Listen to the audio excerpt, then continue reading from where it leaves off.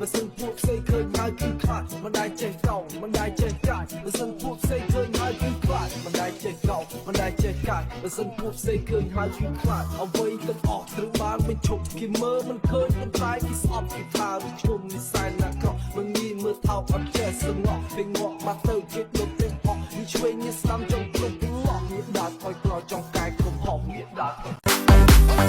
អូបាសេណាឡា